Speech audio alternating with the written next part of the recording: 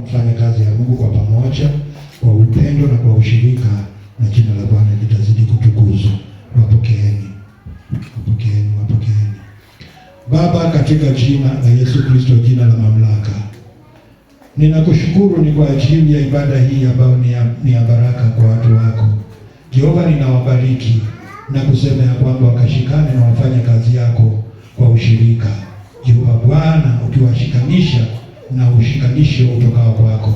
Mipango yote ya shetani ingeleta kutata katika ushirika huu, ninakemea katika jina la Yesu Kristo.